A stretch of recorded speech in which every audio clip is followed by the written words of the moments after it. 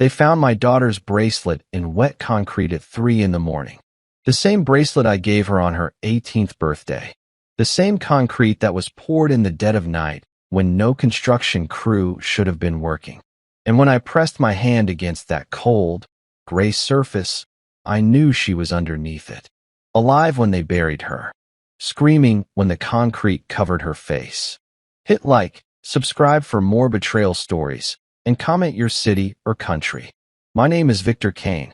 For 24 years, I served in Delta Force. I've hunted terrorists in mountains where most men wouldn't survive a week. I've made split-second decisions that saved lives and ended others. But none of that prepared me for the call I got on a Tuesday morning in late September. It wasn't even a call, really. It was a text from my daughter Ivy's manager at the cafe where she worked downtown Portland. Hey, Mr. Kane, is Ivy okay? She didn't show up for her shift today and isn't answering her phone. Ivy was 19. Responsible. Never missed work. Never ignored calls. My gut, the same gut that kept me alive in Fallujah and Kandahar, told me something was very wrong. I drove to her apartment. The door was unlocked. Her bed was made. Her phone charger was still plugged into the wall, but no phone. Her purse was gone, but her laptop sat open on the kitchen counter. A half-eaten bowl of cereal sat next to it, the milk long since spoiled. I called the Portland police. They sent a young officer named Brady who looked like he'd rather be anywhere else. He took notes, asked the basic questions, and then gave me the line I'd heard 1,000 times in movies but never thought I'd hear in real life. Sir, she's an adult. Most missing person cases like this are just people taking off for a few days. Boyfriend trouble, maybe. Give it 48 hours. My daughter doesn't have boyfriend trouble, I said, keeping my voice level. And she doesn't just take off. Officer Brady shrugged. I'll file the report, but honestly, Mr. Kane, she'll probably show up by tomorrow. He didn't know me. Didn't know what I'd done. Didn't know that when I make a promise, I keep it. And I'd promised Ivy's mother, before she died of cancer 6 years ago, that I'd always protect our little girl. I started my own investigation that night. I went to the cafe where Ivy worked. Her coworkers loved her. One of them, a kid named Tristan with a nose ring and kind eyes, pulled me aside. Mr. Kane, Ivy was scared the last few days. She didn't say why, but I could tell. She kept looking over her shoulder. And there was this guy. What guy? I don't know his name. Tall, maybe 6'2". Had a scorpion tattoo on his neck. He came in 3 days ago and just stared at her the whole time. Didn't order anything. Just stared. Ivy looked terrified. When I asked her about it after he left, she said it was nothing. But it wasn't nothing, Mr. Kane. I could tell. I showed Tristan a picture on my phone. Did he look like this? I'd pulled up known gang members in the Portland area before coming here. Tristan's eyes went wide. He pointed at one face. That's him. That's the guy. His name was Felix Crane. Low-level enforcer for a gang that ran drugs on the east side. But Felix didn't give orders. He took them, which meant someone higher up had sent him. I spent the next 3 days doing what I do best, tracking. I used skills the military taught me and skills you don't put on a resume. I hacked into traffic cameras. I pulled phone records using old contacts who owed me favors. I traced Ivy's last known movements. She'd left her apartment at 9:47 p.m. on Monday night. Her phone pinged off a cell tower near 5th Avenue at 10:03 p.m. Then nothing. The phone went dark. 5th Avenue. That was near the docks. Near the warehouses. Near gang territory. I drove there at midnight. The streets were empty except for a few homeless people huddled under cardboard. I walked the area, looking for anything. A sign. A clue. Anything. That's when I saw it. A construction site. Big chain-link fence. Yellow caution tape. A sign that read, Riverview Apartments. Coming spring 2026. But what caught my eye was the concrete. Fresh concrete. Poured recently. And in the corner of the lot, partially hidden by a dumpster, was a work crew van. At midnight. On a construction site that should have been closed. I climbed the fence. Moved through shadows. Got close enough to see 2 men smoking cigarettes near the van. One of them was Felix Crane. The other was older, heavy-set, with a gray beard. They were laughing about something. I couldn't hear what. But then the older one said something that made my blood freeze. "Dom's gonna be pissed if anyone finds out we poured that slab early." He said wait till Friday, but we couldn't risk it. Dominic Raines. I knew that name. Every cop in Portland knew that name. Dom the Reaper. Raines ran the East Side. Drugs, guns, extortion. Untouchable because half the cops were on his payroll. I stayed hidden until they left. Then I walked onto the site. The concrete was fresh, maybe 2-3 days old. I knelt down, ran my hand over the surface. And that's when I saw it. A glint of silver in the moonlight, partially embedded in the edge of the slab where the concrete hadn't fully hardened yet. I pulled it free. It was Ivy's bracelet, the one I gave her, the one she never took off, the one with her initials engraved on the back. I stared at that bracelet. My hands started shaking, not from fear, from rage, from grief, from the knowledge that my daughter, my baby girl, was under that concrete. I called the police again. This time I demanded a supervisor. A detective named Quentin Morris showed up 20 minutes later. I showed him the bracelet, told him everything. He looked at me with tired eyes. "Mr. Kane, I understand you're worried. But a bracelet near a construction site doesn't mean she's under there," I said, pointing at the concrete. "I know she is. We can't just excavate a construction site based on a hunch. We need probable cause. I don't care what you need. My daughter is under that concrete." Detective Morris sighed. "I'll look into it. But Mr. Kane, you need to let us do our job. Don't go playing soldier here. This isn't Iraq." He left, and I stood there in the dark, holding my daughter's bracelet, knowing exactly what I had to do. I wasn't going to wait for the police. I wasn't going to wait for warrants and red tape and bureaucrats who didn't care. I was going to find who did this. And I was going to make sure they never hurt another person's child again. Because I'm not just a father. I'm Delta Force. And we don't leave anyone behind. I didn't sleep that night.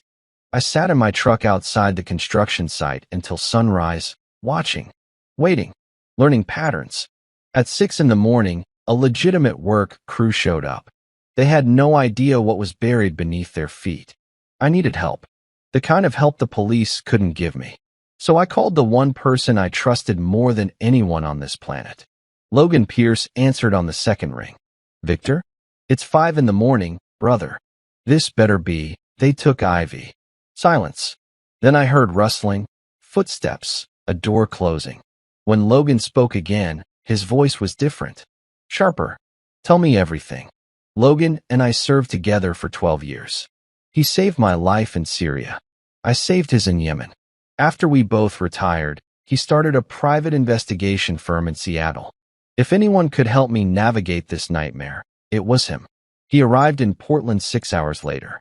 We met at a diner 2 blocks from the construction site. I slid Ivy's bracelet across the table. His jaw tightened. "You're sure?" he asked. "I'm sure." Then we moved fast. But we moved smart. You go in guns blazing, you end up in prison, and whoever did this walks free. You understand me? I nodded. Logan was right. I'd spent 2 decades operating in war zones, but this wasn't a war zone. This was American soil. Different rules. Different game. "I need to talk to her friends," I said. "Someone knows something. Start with the closest one. Best friend." People tell their best friends everything. Ivy's best friend was a girl named Clara Walsh. They'd been inseparable since middle school. I tried calling her 3 times already, but she never answered. So Logan and I drove to her apartment near the university. When Clara opened the door, her eyes were red and swollen. She'd been crying. The second she saw me, she started crying again. "Mr. Kane, I'm so sorry. I should have told you. I should have said something, but I was scared. Clara." I kept my voice gentle. "I need you to breathe. And then I need you to tell me everything." We sat in her small living room. Logan stayed by the door, watching the street outside. Clara twisted a tissue in her hands, shaking. "About 3 weeks ago, Ivy and I went to a party. Just a normal college party. But on the way home, we cut through this alley near Morrison Street. There were these guys doing a deal. Drugs, I think. Or money. I don't know. But they saw us. And Ivy. She pulled out her phone. I don't know why. Maybe she was going to record them. Maybe she was just nervous. But one of them saw her. Who? I asked. I don't know his name. But he was young. Hispanic. Tattoos all over his arms. He started yelling at us. Told us to forget what we saw.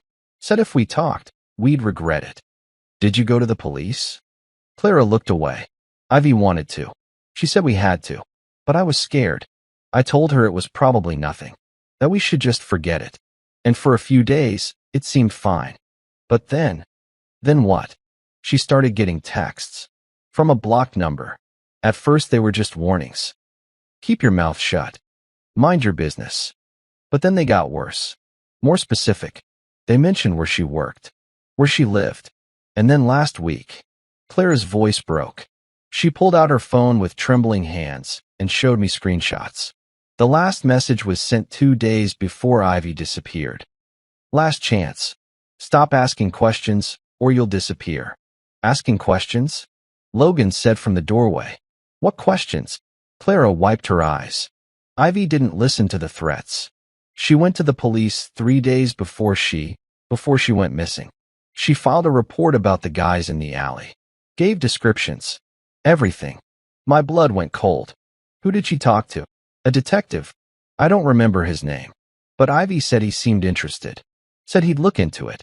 Logan and I exchanged a glance. He was thinking the same thing I was. If Ivy went to the police and then disappeared 2 days later, that meant someone in the police department tipped off the gang. Do you remember anything else about the guys in the alley? I asked. Anything at all? Clara thought for a moment. One of them called the other one Rains. I remember because it's such an unusual last name. Rains. Dominic Rains. Everything clicked into place. Ivy witnessed Dominic's people doing a deal. She reported it to the cops. Someone leaked that information back to Dominic. And he decided to eliminate the problem. I stood up. Clara, I need you to do something for me.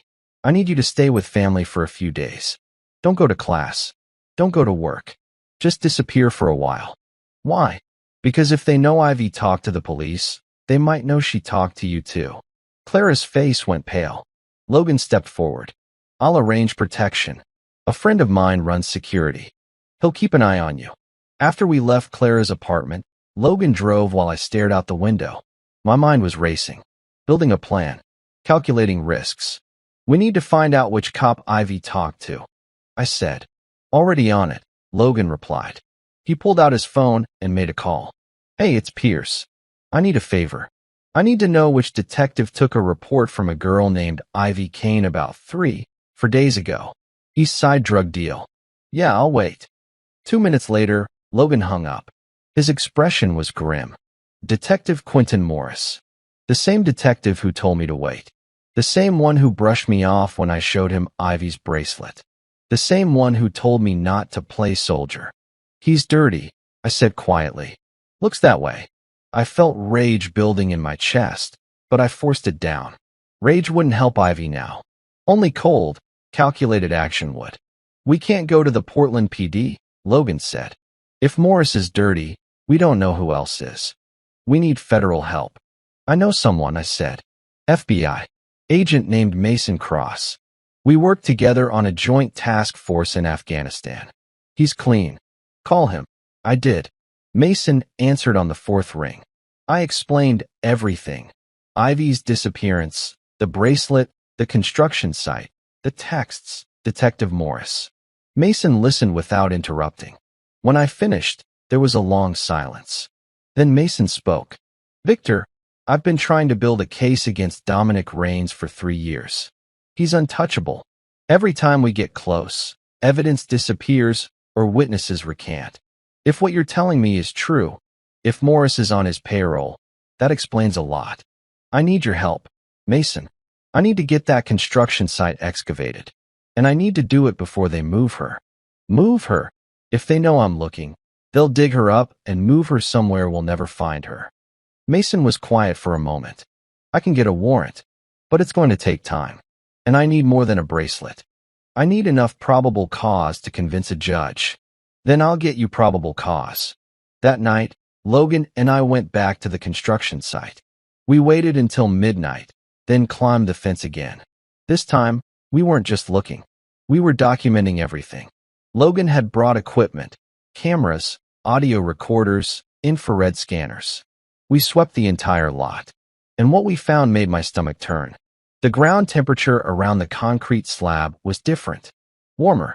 The infrared scanner picked up a heat signature beneath the surface. Something organic. Something that was decomposing. Logan took soil samples from the edges of the slab. We photographed everything, recorded everything. And then, just as we were about to leave, headlights swept across the lot. A car was pulling in. Logan and I dropped behind a pile of lumber. The car stopped near the slab. Two men got out. One was Felix Crane. The other was someone I didn't recognize. Older, well-dressed, expensive watch. They stood there talking in low voices. I couldn't hear everything, but I caught fragments. Kane's been asking questions. Morris says he can handle it. Dom wants it dealt with tonight. The well-dressed man looked at the concrete slab and shook his head. Should have just burned her. This was sloppy. Felix shrugged. Concrete was faster. They left 5 minutes later. Logan and I waited another 20 minutes before moving. When we finally got back to the truck, Logan looked at me. We have enough. Call Mason. I did. Sent him everything we'd gathered. The photos, the recordings, the infrared scans, the soil samples. Mason called back 30 minutes later. I'm meeting with a federal judge at 8 a.m. If she agrees, we'll have a warrant by noon. Make her agree, Mason. I will. But Victor, you need to prepare yourself. If your daughter's under that concrete, it's not going to be easy. I know. But I didn't know. Not really. Because nothing in my 24 years of military service could prepare me for what we'd find when they started digging. The judge signed the warrant at 11:47 a.m. By noon, the construction site was surrounded by federal agents, forensic teams, and excavation equipment. News vans lined the street. Reporters shouted questions I didn't answer. Detective Quentin Morris showed up 20 minutes after the feds arrived. His face was tight, angry. He walked straight to Mason. What the hell is this? This is my case. My jurisdiction. Mason didn't even look at him. Not anymore. Federal warrant. Federal case. Step back, detective. Morris glared at me. I stared right back. He knew I suspected him, and I wanted him to know. The excavation started at 1 p.m. They brought in a small digger to break through the top layer of concrete. I stood behind the police tape with Logan beside me. My hands were shaking. Logan put a hand on my shoulder. You don't have to watch this, brother. Yes, I do. The concrete cracked. Piece by piece, they lifted it away. The smell hit me first. Sharp, chemical, wrong. The forensic team moved in with shovels, carefully removing dirt and debris. And then one of them stopped. Raised his hand. We've got something. My heart stopped. Everything around me went silent. I couldn't hear the reporters anymore. Couldn't hear the machines. Just my own heartbeat pounding in my ears. They cleared away more dirt. And then I saw it. Plastic. Black plastic sheeting. Wrapped around something. Mason walked over to me. His face was pale. Victor, maybe you should. No. The forensic team carefully unwrapped the plastic. And there she was. My daughter. My Ivy. Her face was gray. Her lips were blue. Her eyes were closed. But what destroyed me was her hands. They were above her head, fingers clawed. She tried to push her way out. She'd been alive when they buried her. She'd fought until the very end. I collapsed. Logan caught me, held me up while I broke into pieces. I didn't cry. I couldn't. The grief was too deep for tears. It was a black hole that swallowed everything. Mason came over after the medical examiner finished the initial assessment. His voice was gentle. Victor, I'm so sorry. We'll need you to make a formal identification, but not now. Take your time. How long? I asked. My voice didn't sound like mine. How long what? How long was she alive down there? Mason hesitated. Then he sighed. The medical examiner will need to run tests. But based on initial findings, possibly an hour. Maybe more. An hour. My daughter spent an hour buried alive in concrete, screaming for help that never came. While I was at home sleeping, while the world kept turning like nothing was wrong, I looked across the site. Detective Morris was on his phone, talking in a low voice. He saw me watching and quickly hung up. Mason, I said quietly. Arrest him. What? Morris. He tipped off Dominic. Arrest him right now. Mason shook his head. I can't. Not yet. We don't have proof. Then get proof. Because if you don't, I will. And you won't like how I get it. The news broke that evening. Every channel showed the same images. The construction site, the excavation, my daughter's body being removed in a black bag. My phone rang constantly. I didn't answer. I just sat in my apartment, holding the bracelet, replaying every moment of the last 19 years. Logan stayed with me. Didn't say much. Just sat there. Being present. That's all I needed. Around midnight, my phone buzzed with a text from an unknown number. You should have minded your business, old man. Now you're next. I showed it to Logan. He took a picture of the screen. Send this to Mason. I did. Mason called 5 minutes later. We're tracing it. But Victor, you need protection. These people are. I don't need protection. They need protection from me. I hung up. Logan looked at me with concern. Victor, don't do anything stupid. Let the FBI handle this.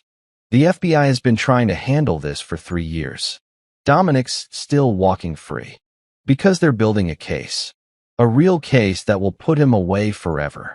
My daughter is dead, Logan. She died screaming. And the man who ordered it is sitting in his mansion right now, drinking expensive wine and laughing about it. Logan grabbed my shoulders.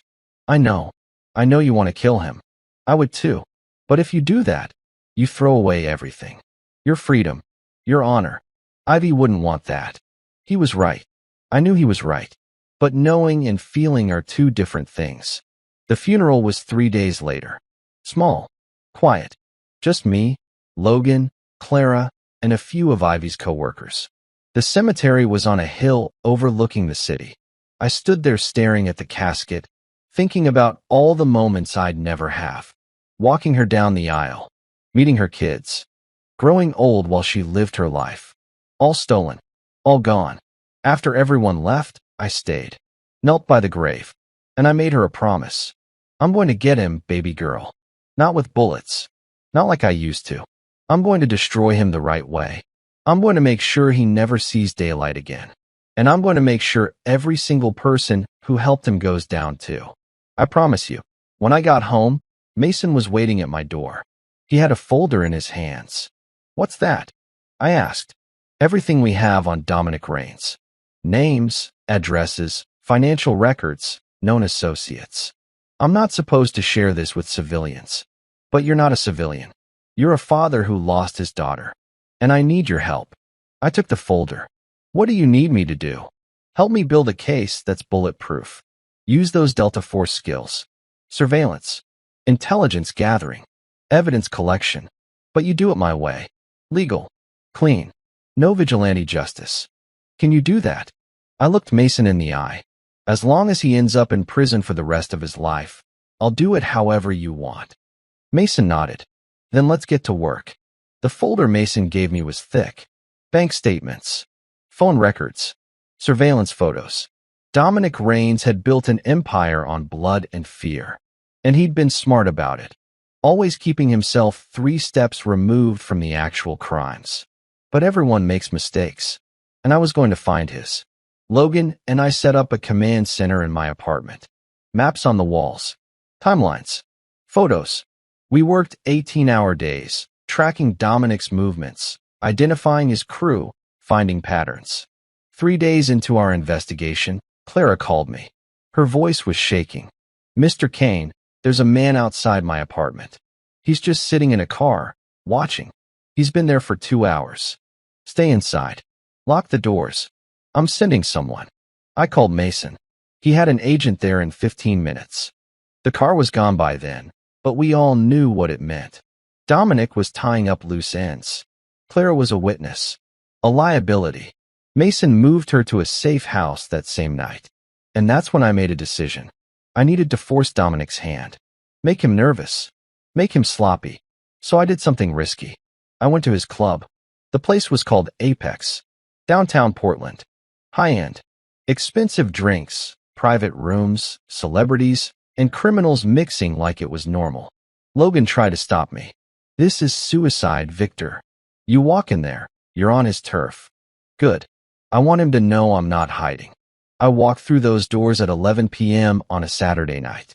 The music was loud, the lights were low, and everyone looked at me the second I stepped inside. I didn't belong there, and they knew it. I walked straight to the bar, ordered a whiskey, and waited. It took exactly 7 minutes. A large man in a black suit approached me. Earpiece. Dead eyes. Security. You need to leave. I'm just having a drink. You're not welcome here. Then tell your boss to come tell me himself. The man's jaw tightened. He spoke into his wrist mic. 30 seconds later, another man appeared. Well-dressed. Expensive suit. Cold smile. Dominic Raines. He was shorter than I expected. Maybe 5'10", but he carried himself like a king.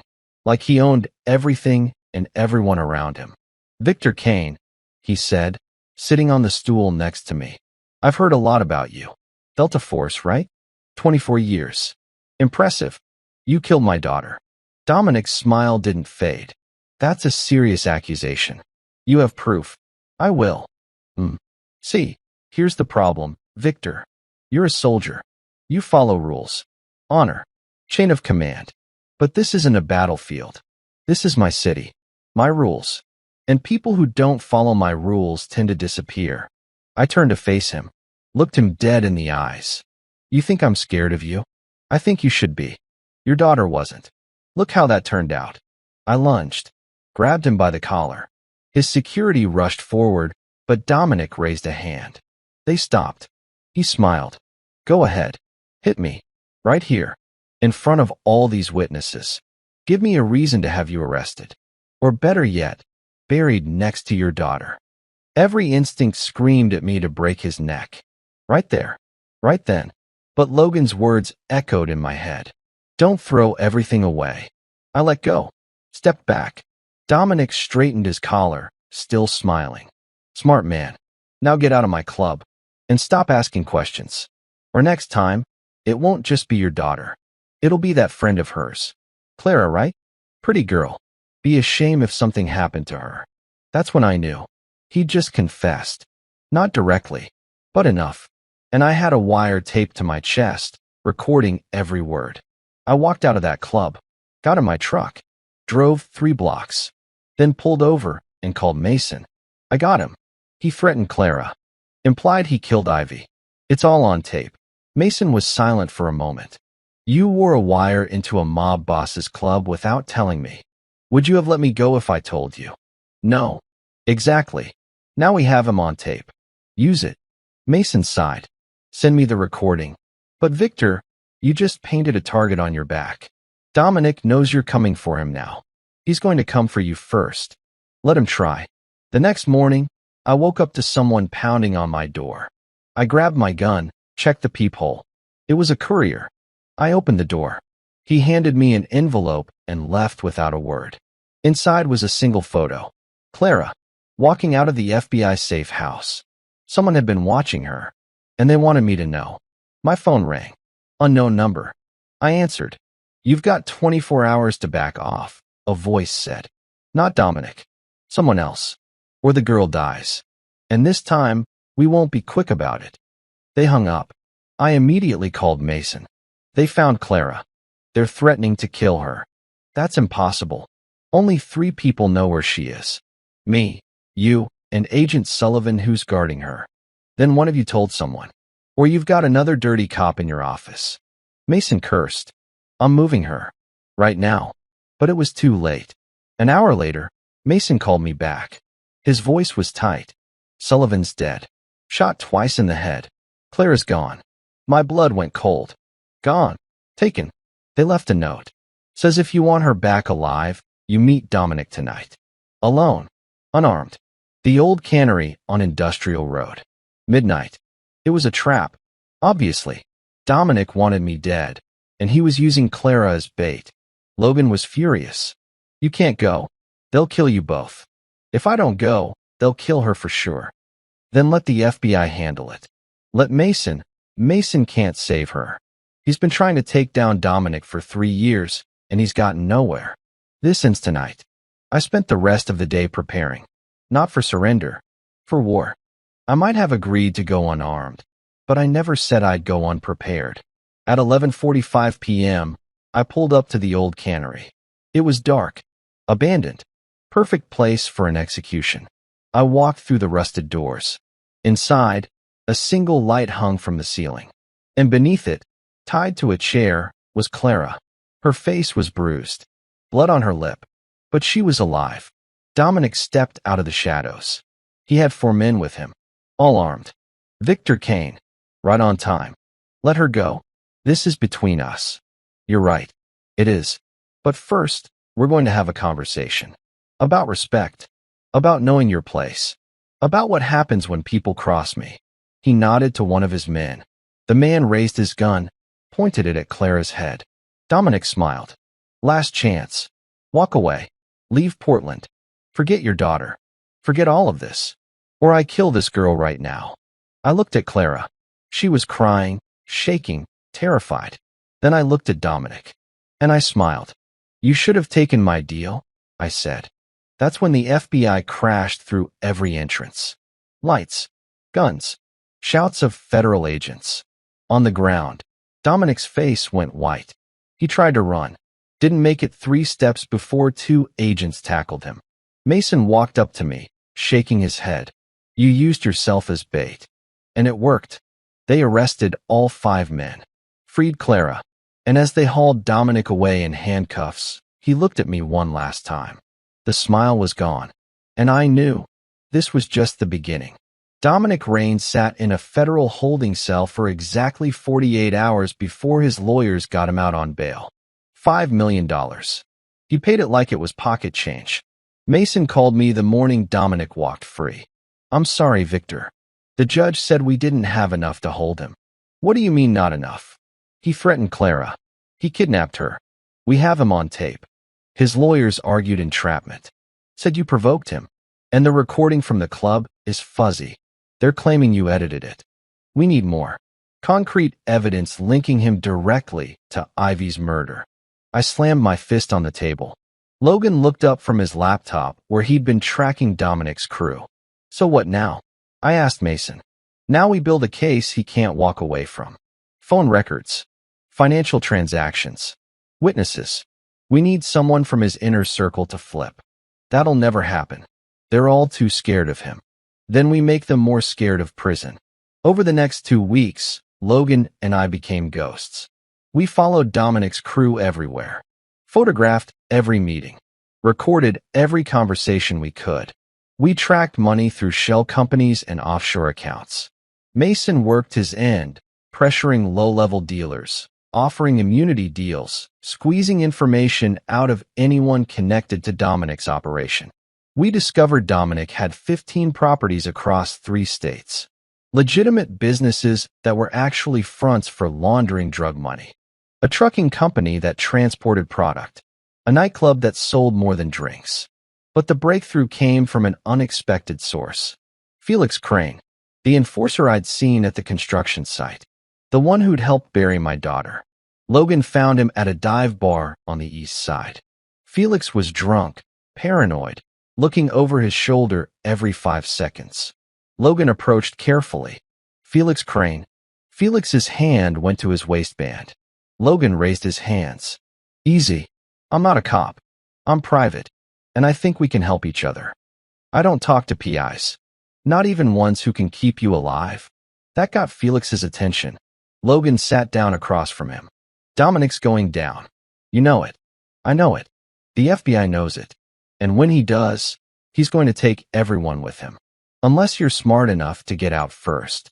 Felix laughed bitterly. You don't get out. Not from Dom. You leave, you die. Or you testify. Get witness protection. New name, new life, new start. I testify. I'm dead within a week. Logan leaned forward. You don't testify. You're spending the next 30 years in prison. Because the FBI has your fingerprints at the construction site. They have you on camera. You were there when they buried that girl. You're going down as an accessory to murder. Felix's face went pale. I didn't kill her. That was Dom and his brother Ryder.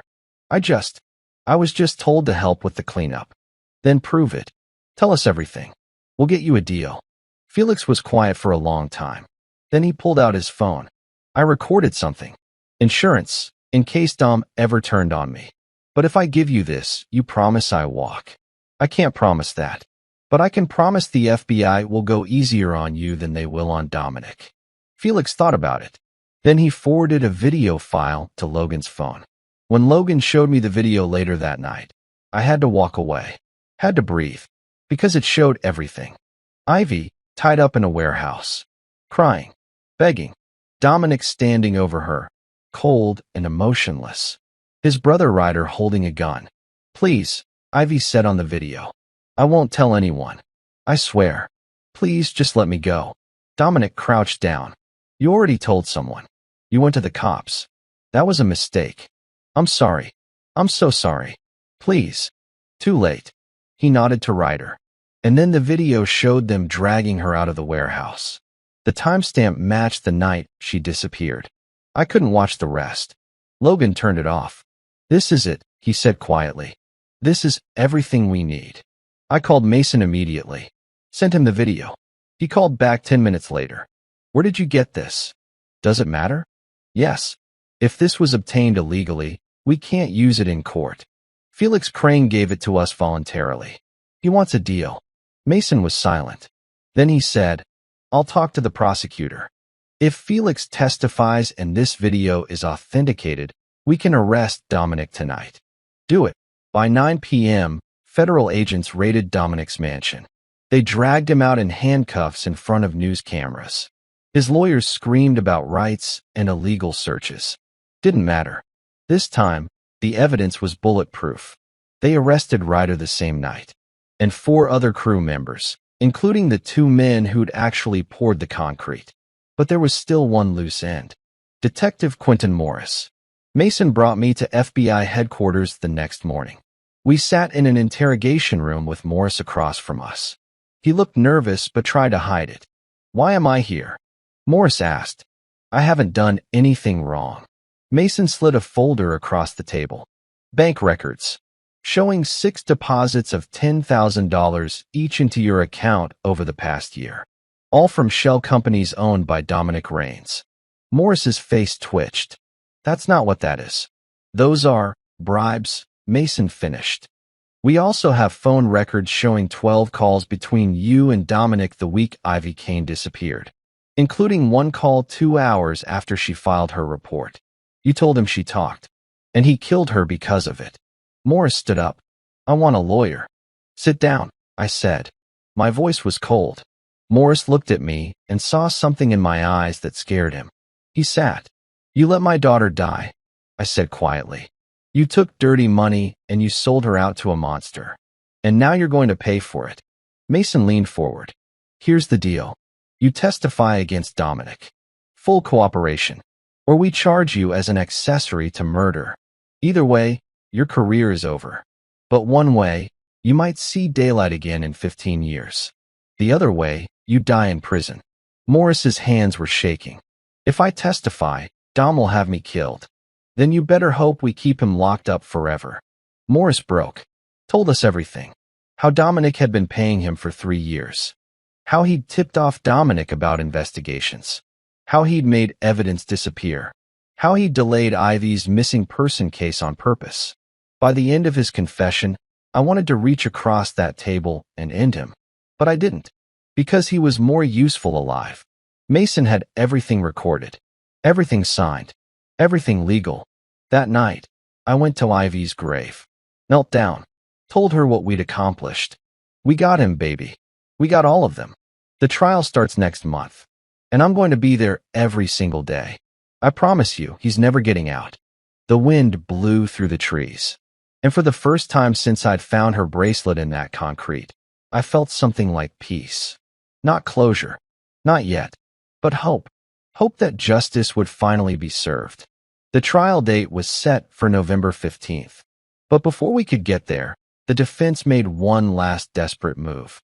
They challenged the video evidence, claimed it was doctored, demanded their own forensic analysis. The judge agreed, and for 2 agonizing weeks, everything hung in the balance. Mason kept me updated daily. The FBI's tech team is working with independent experts. They'll prove the video is authentic. Just be patient. But patience was never my strong suit, especially when Dominic was out on bail, living in his mansion, probably planning his next move. Then something unexpected happened. Another body was found. A construction worker doing repairs on an old building downtown discovered human remains behind a wall. The medical examiner identified her as Natalie Porter, a 22-year-old college student who'd gone missing 14 months earlier. And the building? Owned by one of Dominic's shell companies. Mason called me immediately. This changes everything. We can connect Dominic to at least 2 murders now. Maybe more. We're getting warrants to search every property he owns. Over the next week, they found 3 more bodies. All young women. All killed the same way. The media called him the concrete killer. The city was in shock. But for me, it was confirmation of what I'd already known. Ivy wasn't Dominic's first victim. She was just the one who finally brought him down. The forensic analysis came back on the video. Authentic. Unedited. Admissible in court. Dominic's lawyers tried to get it thrown out on technicalities. The judge denied every motion. The trial was back on. Opening statements began on a cold Monday morning. The courthouse was packed. Reporters lined the hallway. I sat in the front row with Logan on one side and Clara on the other. Dominic walked in wearing an expensive suit, clean-shaven, looking like a businessman. Not a monster. His lawyers had coached him well. But when he glanced at me, I saw the truth in his eyes. Fear. The prosecutor was a woman named Harper Reeves. Mid-40s. Sharp. Relentless. She'd built her career prosecuting organized crime. If anyone could put Dominic away forever, it was her. Her opening statement was powerful. She showed the jury photos of Ivy, told them about her dreams, her kindness, her future that was stolen. Then she showed them the video. The courtroom went silent. Some jurors looked away. One woman covered her mouth. But they all saw it. Saw Dominic order my daughter's death. Saw him show zero remorse. When the video ended, Harper looked at the jury. That man sitting right there decided a 19-year-old girl deserved to die. Not because she hurt anyone. Not because she was a threat. But because she saw something she wasn't supposed to see. And he made sure she'd never tell anyone. Dominic's lawyer, a slick man named Preston Blake, tried to spin it differently. He claimed Dominic was framed, that the video was taken out of context, that my daughter was involved in illegal activities and got caught up in something dangerous. It was disgusting, but I stayed calm, because I knew the evidence would speak for itself. Over the next 2 weeks, the prosecution brought witness after witness. Clara testified about the threats. Felix Crane testified about the burial. Detective Morris testified about the bribes and corruption. The medical examiner testified about how Ivy died. The jury's faces grew darker with each detail. But the most damaging testimony came from Dominic's own brother, Ryder. Ryder had been offered a deal. 25 years instead of life without parole. All he had to do was tell the truth. And he did. He described everything. How Dominic ran the operation, how he ordered hits, how he buried anyone who crossed him, and how he'd laughed about Ivy's death. Dom said she was stupid, Ryder told the courtroom. Said she should have kept her mouth shut. He told me to make sure nobody ever found her. So we poured the concrete at night, made it look like normal construction. Preston Blake tried to discredit Ryder on cross-examination. You're testifying to save yourself, aren't you? You'd say anything to get a lighter sentence. Ryder looked at him coldly. I'm testifying because I'm done protecting a psychopath. My brother is a monster. And I should have stopped him years ago. The defense crumbled after that. They tried to bring character witnesses. People who said Dominic was a good businessman, a generous donor, a family man. But it rang hollow after everything the jury had seen and heard. On the final day of testimony, Harper called me to the stand. I hadn't expected that, but I took the oath and sat down. Harper asked me about Ivy, about who she was, about what she meant to me, and I told them everything. About her laugh, her dreams of becoming a teacher, how she volunteered at animal shelters on weekends, how she called me every Sunday just to check in. By the time I finished, half the jury was crying. Even the judge looked emotional. Preston Blake didn't cross-examine me. Smart move. Closing arguments took place on a Friday. Harper stood before the jury and pointed at Dominic. That man took a daughter from her father. He took a future from a young woman who had her whole life ahead of her. He did it without mercy, without hesitation, and he would have gotten away with it if Victor Kane hadn't fought for justice. Don't let him walk free. Give Ivy the justice she deserves. The jury deliberated for 3 hours. When they came back, the foreman stood. The judge asked for the verdict. On the count of first-degree murder, we find the defendant guilty. The courtroom erupted. I closed my eyes, felt Logan's hand on my shoulder, heard Clara crying beside me. On the count of kidnapping, guilty. On the count of conspiracy, guilty. Guilty. Guilty. Guilty. On all 17 counts. Dominic's face went white. His lawyers immediately began talking about appeals, but the judge silenced them. Sentencing will be in 2 weeks.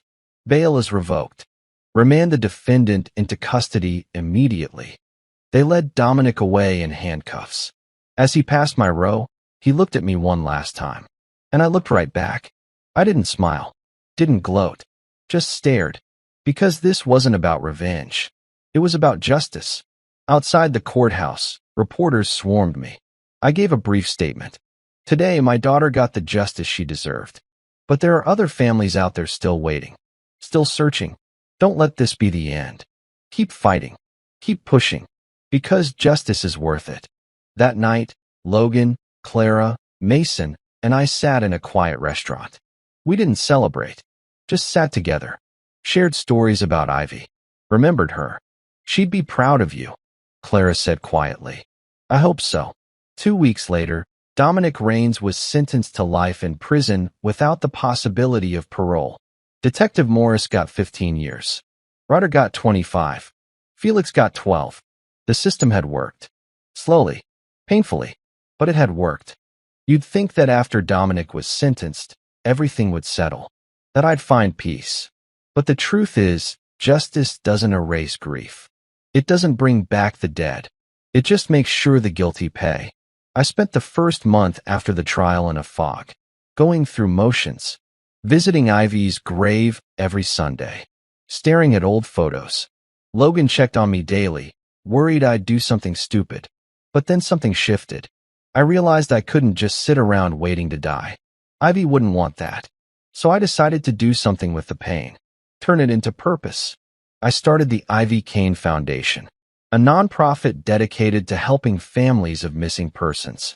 We offered resources the police couldn't, private investigators, forensic experts, legal support. Everything I'd used to find my daughter, I made available to people who couldn't afford it. Clara joined as a volunteer coordinator. Logan handled the investigative side. Mason connected us with FBI resources. Within 6 months, we'd helped locate 12 missing people. 8 of them came home alive. But the work also showed me how many monsters were still out there. How many families were still searching, still grieving, still fighting systems that didn't care enough. One case hit me particularly hard. A woman named Brooke Matthews came to our office in tears. Her 17-year-old son, Hunter, had disappeared 3 weeks earlier. The police told her the same thing they told me, probably a runaway. Give it time. But Brooke knew better, just like I had. Logan and I took the case, started investigating, and within 2 days, we found a connection that made my blood run cold. Hunter's disappearance matched a pattern. 3 other teenagers had vanished in the same area over the past year, all from low-income families. All cases that got minimal police attention. I called Mason. We've got another one. Maybe more. Someone's targeting kids, and the cops aren't doing anything about it. Mason pulled strings, got federal involvement, and what we uncovered was horrifying. A trafficking ring operating out of a truck stop on Interstate 5. They'd been kidnapping teenagers for years, selling them across state lines. We found Hunter alive. Barely. He was traumatized, malnourished, but alive. The FBI arrested 14 people in the raid, rescued 23 victims. Brooke hugged me so tight I could barely breathe. You gave me my son back. How can I ever repay you? You can't, I said. But you can help the next family. That's how this works. She became one of our biggest advocates. Started raising funds. Speaking at events. Turning her pain into power. The foundation grew. We opened chapters in 3 states. Trained volunteers. Partnered with law enforcement agencies that actually cared. And every single person we helped, every family we reunited, felt like a small piece of Ivy's legacy living on. But there was still unfinished business. Something that had been eating at me since the trial. Dominic Raines might be in prison, but his empire hadn't collapsed. Someone had taken over his operations. The drugs were still flowing. The violence continued. And I knew if I didn't stop it, someone else's daughter would end up buried in concrete. I met with Mason at a coffee shop one morning. Who's running Dominic's crew now? Mason hesitated. Victor, you need to let this go. You did your part. Dominic's locked up for life. Move on. I can't. Not when I know there's still poison out there. Mason sighed.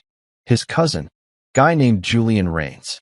Younger, smarter, more careful than Dominic. We've been watching him, but he's clean. Doesn't get his hands dirty. Everyone's dirty if you dig deep enough. Victor, just tell me where to find him. Mason stared at me for a long moment. Then he slid a file across the table. I can't officially help you with this. But if you happen to find evidence of illegal activity, you know where to send it. I spent the next 3 weeks shadowing Julian. He was careful, just like Mason said. Legitimate businesses. No obvious crimes. But I'd hunted men smarter than him in war zones. And eventually, everyone makes a mistake. Julian's mistake was arrogance. He thought because his cousin was locked up, nobody was watching him anymore. So he got sloppy. Started meeting directly with suppliers. Handling transactions himself instead of using middlemen. Logan and I documented everything. Photos, recordings, license plates, bank transfers. And when we had enough, we handed it all to Mason. The FBI raided Julian's operation on a Tuesday morning. Seized $2 million in drugs. Arrested Julian and 16 others. The news called it the final blow to the Raines crime family. That night, I visited Ivy's grave. The sun was setting, painting the sky orange and purple. I think we got them all, baby girl. The ones who hurt you. The ones who would have hurt others. They're done. The wind rustled through the trees. And for the first time in over a year, I felt like I could breathe. I wasn't healed. Maybe I'd never be. But I was moving forward. Building something good from something terrible. And that felt like the closest thing to peace I'd ever find. Clara met me at the cemetery gates. She'd brought flowers. Thought you might want company, she said quietly. We stood together at Ivy's grave. 2 people who loved her. 2 people who survived the nightmare. Do you think she knows? Clara asked. Everything we've done? Yeah, I said. I think she does. We stayed until the stars came out. And when we finally left, I didn't look back. Because I wasn't running from the past anymore. I was carrying it with me. Using it. Letting it make me stronger instead of bitter. Ivy's death had broken me. But it hadn't destroyed me. And that made all the difference. 6 months after Julian's arrest, I thought the worst was behind me. The foundation was thriving. We'd helped 32 families find their missing loved ones. I'd even started sleeping through the night again. Then I got a letter, hand-delivered to my apartment. No return address, just my name written in neat block letters on the envelope. Inside was a single piece of paper with 7 words, "You didn't get everyone. Check your daughter's phone." My heart stopped. Ivy's phone had been recovered from the construction site. Damaged. The FBI had extracted what data they could for the trial, then returned it to me. I'd never looked at it. Couldn't bring myself to. I dug it out of the box in my closet where I kept her belongings. The screen was cracked, the battery long dead. I charged it for an hour, hands shaking the entire time. When it finally powered on, I scrolled through her messages. Most were normal, texts to Clara, conversations with coworkers, memes and jokes. But then I found a thread that made my blood freeze. Messages from someone named AT, starting 3 months before she died. The first message was simple. Saw you at the cafe today. You're beautiful. Ivy had responded politely. Thank you. But the messages got progressively stranger. More personal. More obsessive. I watched you walk home. You shouldn't take that route. It's dangerous. I know you're thinking about me. I can feel it. We're meant to be together. You just don't see it yet. Ivy had stopped responding after that. But the messages continued. Dozens of them. Growing angrier. More threatening. Why are you ignoring me? You think you're too good for me. You'll regret this. The last message was sent the day before she disappeared. Last chance, Ivy. Meet me tonight, or you'll be sorry. I immediately called Mason. We missed someone. There was someone else stalking Ivy before Dominic killed her. What are you talking about? I sent him screenshots. Someone with the initials AT. They were threatening her for months. What if they're connected to Dominic? What if they're the one who told him about Ivy in the first place? Mason was quiet. I'll run the number. Give me an hour. That hour felt like a lifetime. I paced my apartment, rage building. We'd missed something. Someone had slipped through our investigation. Mason called back. The number's a burner. Bought with cash at a convenience store in Southeast Portland. No way to trace who bought it. What about the messages? Can we track IP addresses, location data, anything? The FBI techs are already on it. But Victor, even if we find this person, it doesn't change what happened to Ivy. Dominic killed her. We know that. But what if this AT person set it up? What if they were working with Dominic? Or they're just a creep who happened to be stalking your daughter at the same time? Coincidence happens. I don't believe in coincidence. I hung up and called Logan. Told him everything. He arrived 30 minutes later with his laptop. Let me see the messages, he said. We analyzed them together. The language, the phrasing, the timestamps. Logan had been doing this kind of work for years, tracking down stalkers, building profiles, finding patterns. Whoever this is, they knew Ivy's schedule, Logan said. They knew where she worked, where she lived, what route she took home. That's not casual stalking. That's surveillance. So either they followed her for months, or they had access to information about her. Someone close. That thought twisted my gut. Someone close to Ivy? Who? Logan pulled up Ivy's social media. Started cross-referencing her friends, co-workers, anyone who might have the initials AT. We found 3 possibilities. Adrian Torres, a regular at the cafe. Blake Anderson, who went by his middle name Andrew. And Tristan, the co-worker who told me about Felix Crane. His last name was Aarons. AT. If you used his first and middle initial. Start with Tristan, I said. He was the one who pointed me toward Felix. What if that was intentional? What if he was trying to redirect my attention? Logan nodded. We drove to the cafe where Ivy had worked. Asked the manager about Tristan. She looked uncomfortable. Tristan quit about a month after Ivy disappeared. Said the place had too many bad memories. Do you have a forwarding address? No. He just stopped showing up. Red flag. Logan and I started digging. Tristan Aarons had no social media presence after Ivy's death. No credit card activity. No phone records. He'd vanished. He's running, Logan said. People don't disappear like this unless they're hiding something. We spent 3 days tracking him. Used every contact, every resource we had. Finally got a hit. Tristan had been spotted in Eugene, 2 hours south. Working at a bookstore under a different name. We drove there immediately. Found him restocking shelves. When he saw me, his face went white. He ran. Made it maybe 10 feet before Logan tackled him. We dragged him into the back office. Victor, I didn't. I swear I didn't hurt her. Then why did you run? Why'd you change your name? Tristan was crying now. Because I knew you'd think it was me. I sent those messages, okay? I had a crush on Ivy. I thought maybe she liked me back. But when she didn't respond, I stopped. I swear I stopped. You threatened her. I was stupid. I was hurt. But I never touched her. When she disappeared, I panicked. I thought the cops would find the messages and arrest me. So I ran. Logan grabbed him by the collar. Did you tell anyone about those messages? About Ivy? No. I swear. Did you know Dominic Raines? Felix Crane? Anyone from that crew? Tristan's face changed. I knew Felix. He came into the cafe a few times. We'd talk. He asked about Ivy once. Asked if she had a boyfriend.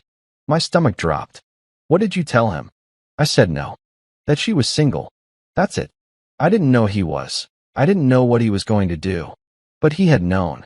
Maybe not consciously. But he'd pointed a killer toward my daughter. I wanted to hurt him. Wanted to make him feel a fraction of the pain Ivy felt. But Logan pulled me back. He's not worth it, Logan said quietly. Let the FBI handle him. We called Mason. He sent agents to pick up Tristan.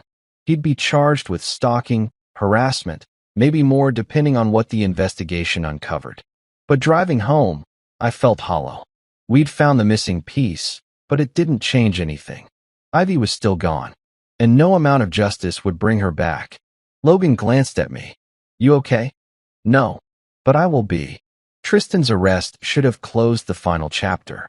But 2 weeks later, Mason called with news that shattered everything I thought I knew. Victor, we need to meet. Now.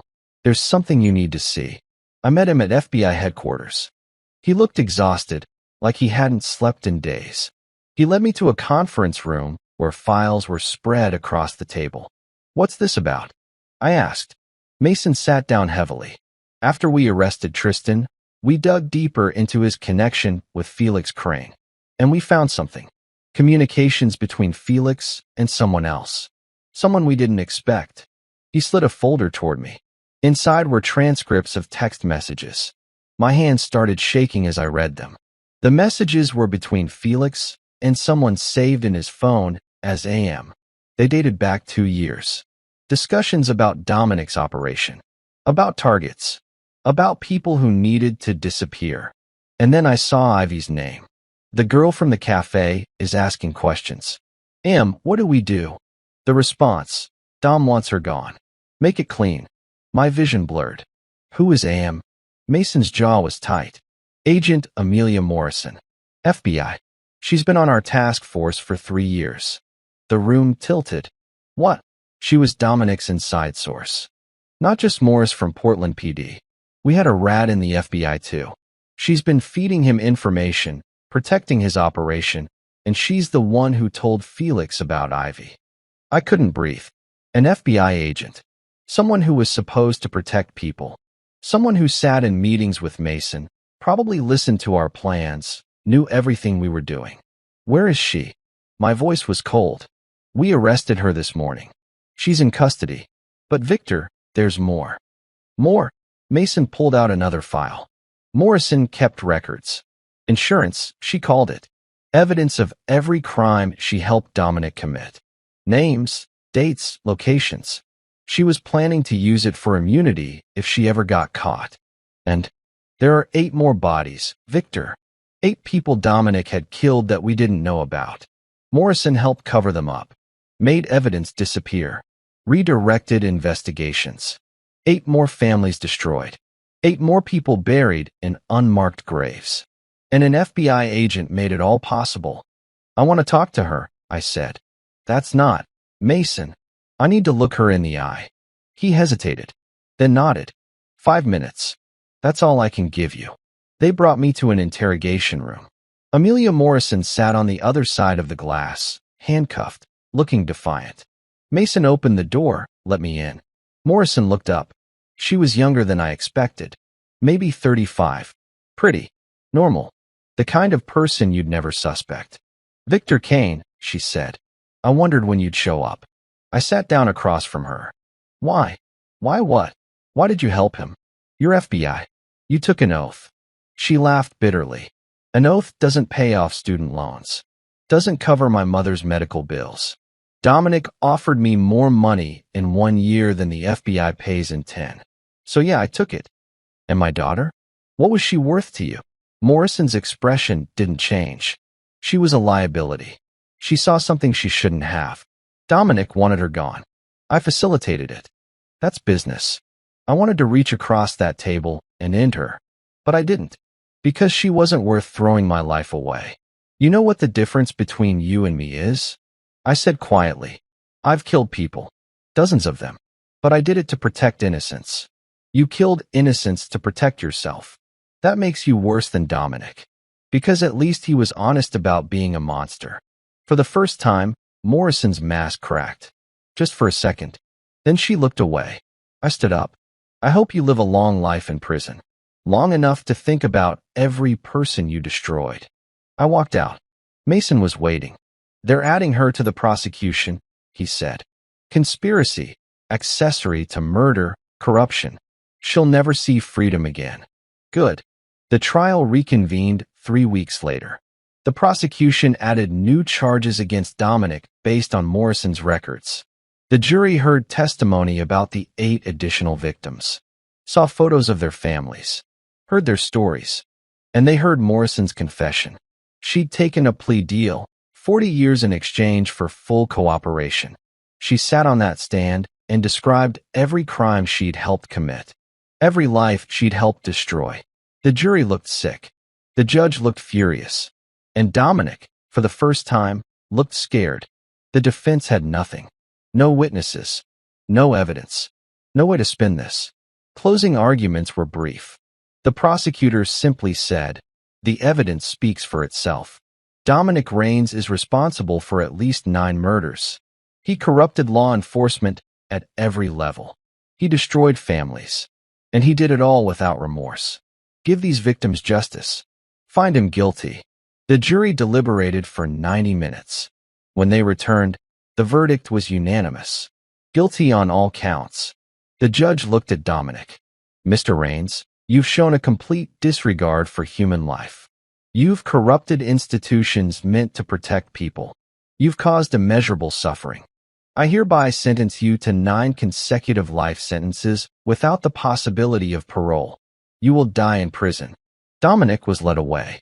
He didn't look at me, didn't look at anyone, just stared straight ahead as they took him to spend the rest of his life in a cage. Outside the courthouse, reporters swarmed. I gave a brief statement. Justice was served today, not just for my daughter, but for every victim of Dominic Raines. And I want to thank the honest law enforcement officers who never stopped fighting. The ones who proved that good still exists in this world. Mason stood beside me. "We couldn't have done it without you, Victor." "Yes, you could have. You just would have taken longer." That night, I visited Ivy's grave one last time. The sun was setting, casting long shadows across the cemetery. "It's over, baby girl. Really over this time. Dominic, Morrison, Tristan, all of them. They're all going to prison. You can rest now." The wind blew softly through the trees. And I swear I felt something. Not a ghost. Not anything supernatural. Just a feeling. Like she was telling me it was okay to let go. I placed flowers on her grave. "I love you, Ivy. Always." And then I walked away. Not running from the past. Just ready to face the future. The day Dominic Raines was transferred to maximum security prison, I stood outside watching the transport van drive away. 24 years in Delta Force taught me patience. Taught me that some battles take longer than others. But that day, I finally understood what victory felt like. Not celebration. Not joy. Just quiet peace. Clara graduated college that spring. She invited me to the ceremony. When they called her name, she walked across that stage with her head high, and I thought about Ivy. About how proud she'd be of her best friend. After the ceremony, Clara hugged me tight. "I'm moving to Seattle. Got a job at a nonprofit helping abuse victims. Because of you. Because of what you taught me about turning pain into purpose. Your parents must be proud." "They are. But you're the one who saved my life, Mr. Kane. Twice. I'll never forget that." She left Portland the next week. We still talk every Sunday. She's building the kind of life Ivy would have wanted for her. The Ivy Kane Foundation kept growing. We expanded to 12 states, helped locate over 200 missing people, trained law enforcement agencies on better investigation techniques. And every single case we closed felt like keeping my promise to my daughter. One morning, Logan walked into the office with a serious expression. "Victor, there's something I need to tell you." My stomach tightened. "What?" "I got an offer. Department of Justice wants me to head a national task force on human trafficking. It's everything I've been working toward, but it means leaving Portland, leaving the foundation." I should have been disappointed. Instead, I smiled. "Take it." "What?" "You've got a chance to save lives on a massive scale. Ivy would want you to take it. I want you to take it." Logan's eyes got misty. "You're my brother, Victor. I can't just—" "Yes, you can. And you will. Because that's what we do. We move forward. We keep fighting." He left 3 weeks later. But we still talked daily. Still worked cases together when we could. Some bonds don't break just because distance gets in the way. Detective Morris served 2 years before another inmate, someone whose family Dominic had destroyed, took justice into his own hands. Morris didn't survive the attack. When Mason told me, I felt nothing. Not satisfaction. Not sadness. Just emptiness where revenge used to live. Agent Morrison wasn't so lucky. She lived. 40 years stretched ahead of her in federal prison. Sometimes I wondered if she thought about the people she'd destroyed, if she felt anything resembling remorse. But mostly, I didn't think about her at all. Tristan served 5 years for stalking and obstruction. He sent me a letter from prison once. An apology, explaining how sorry he was, how he never meant for any of it to happen. I read it once, then burned it. Some apologies come too late to matter. Mason and I stayed close. He visited Ivy's grave with me every year on the anniversary of her death. Never said much. Just stood there, being present. That meant more than any words could. On what would have been Ivy's 25th birthday, I did something different. Instead of visiting her grave alone, I organized a memorial event. Invited every family we'd helped through the foundation. Over 300 people showed up. We shared stories, lit candles, and I stood before them and said, "My daughter's life was stolen, but her death gave birth to something beautiful. Every person we've brought home, every family we've reunited. That's Ivy's legacy. That's how we win against evil. Not by becoming it, but by creating something better." People cried, hugged, thanked me, and I realized something profound. I'd spent 24 years in combat zones fighting enemies I could see. But the real battle, the one that mattered most, was fought right here. In communities, in families, in moments of choosing hope over despair.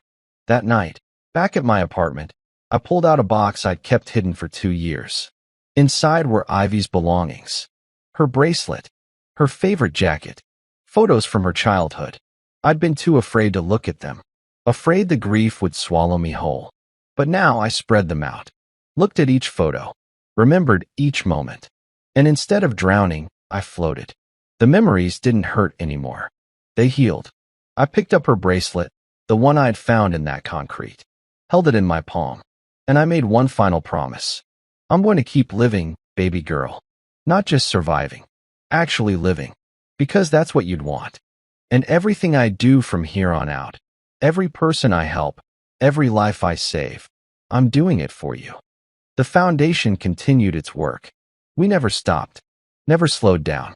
Because evil doesn't rest, so neither could we. And me? I finally started seeing a therapist. Started processing the trauma instead of burying it. Started accepting that grief and joy can exist in the same heart. I even started dating again. Nothing serious. Just coffee with a woman named Violet who volunteered at the foundation. She understood loss. Had buried her own son years ago. We took it slow. No pressure. Just 2 broken people learning how to be whole again. Life wasn't perfect. Some days the grief still hit like a truck. But most days I could breathe, could smile, could see the sunrise and feel grateful instead of empty. Ivy's killer died in prison.